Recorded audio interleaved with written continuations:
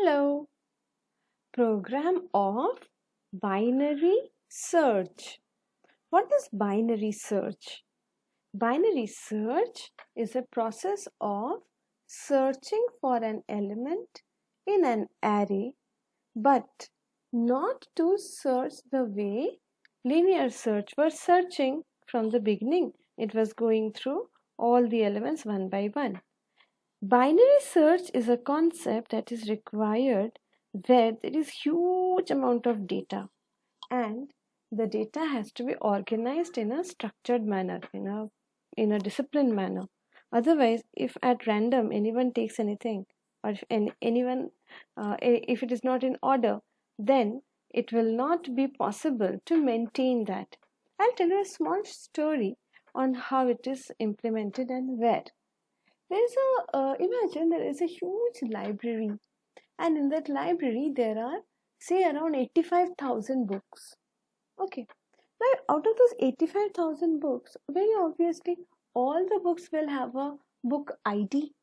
Now, that book ID is very important for the librarian to know which book who is taking.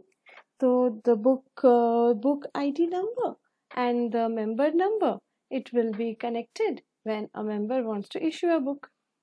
Now, if the books are not maintained properly with their sequence number or ID number, then after a few rounds of give and take and the entire mess up of the sequence takes place, will it be possible for the librarian to keep track of the books?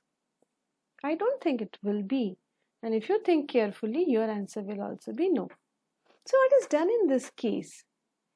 If you have a long list of numbers, then binary search helps in fast search to find out whether something is present or not.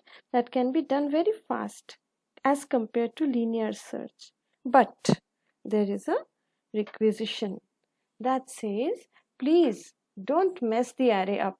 Keep it in proper ascending order or descending order. Only if the array is maintained in any of the orders, then only binary search can work. Now, how does binary search work? It's quite easy to view. Binary search in the very beginning looks for the element in the middlemost position. It doesn't look in the first position to search for an element. And the moment it reaches the middlemost position, like in this case, look at the example. I have used two colors, blue and pink. The moment the element in the middle is compared with the element being searched, right, it will either be a match or a mismatch. If it matches, congratulations, your work is done, it has been found.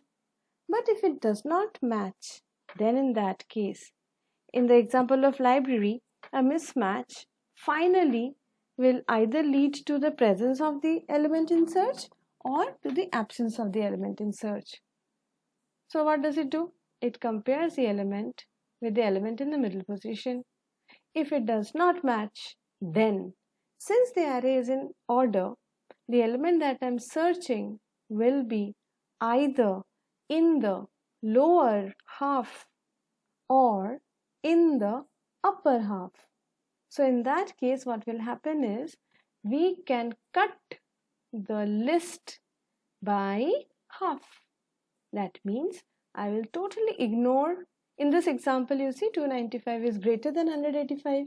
It is not equal to 185. So I will totally ignore the values in the lower half. So what will I do?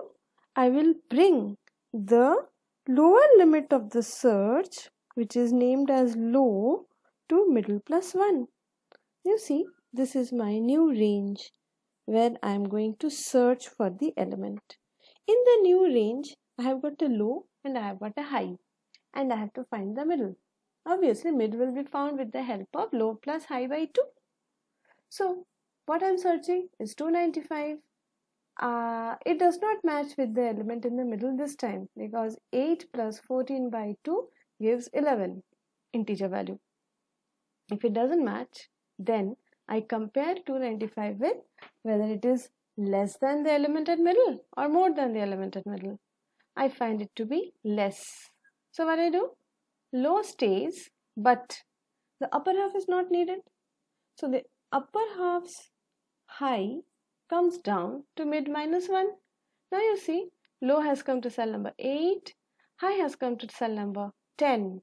This time when I perform low plus low plus high by 2, I get mid, which coincides with the element that I'm searching.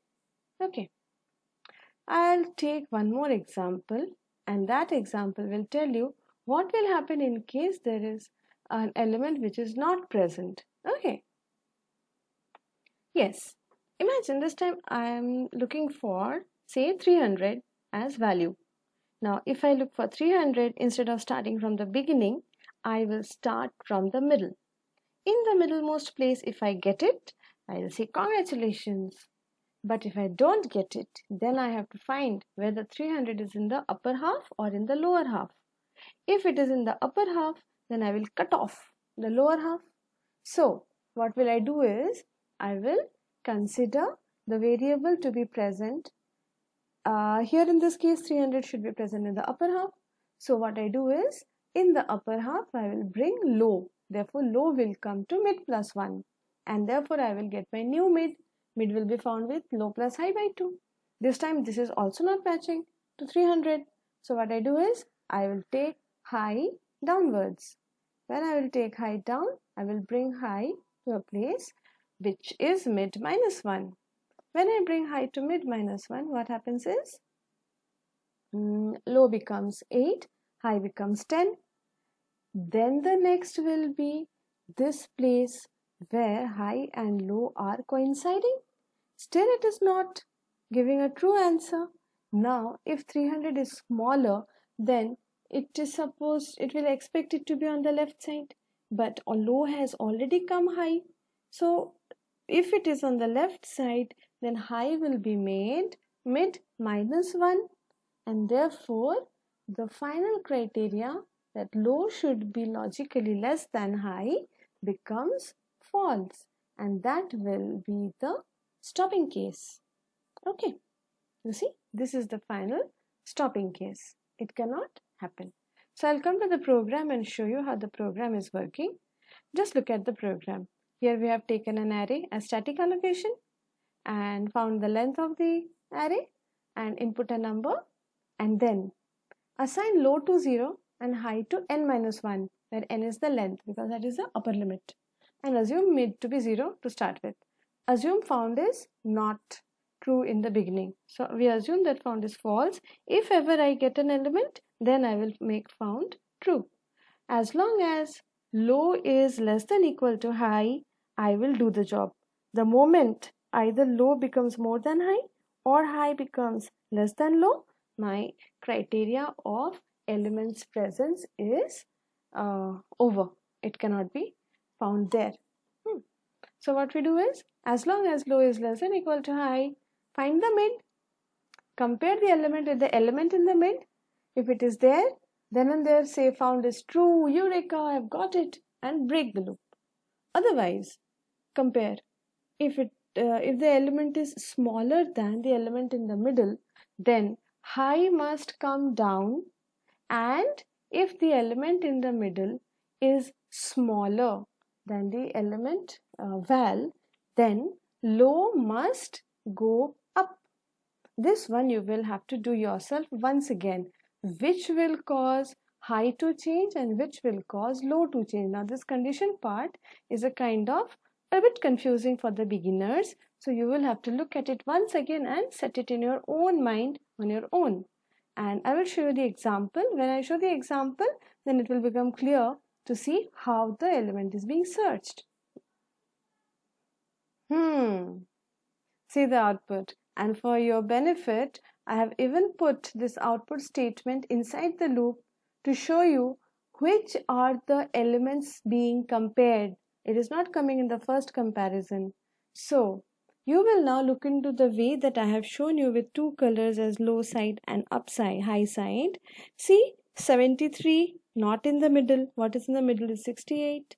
That you find out how. Then, which is the next one being compared? It is 75.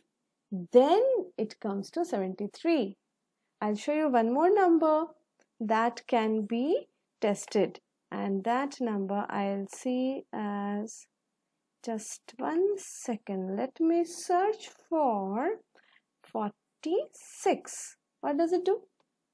You see the elements to be considered this time as 68, and then it's coming to the lower side, it's comparing 42, doesn't match, it's comparing 58, doesn't match, and therefore it is concluding it must have caused the contradiction, and hence it is concluding that element is not present. Now you have to do the whole thing, I guess, all over again. Only then probably you will understand it thoroughly. Okay.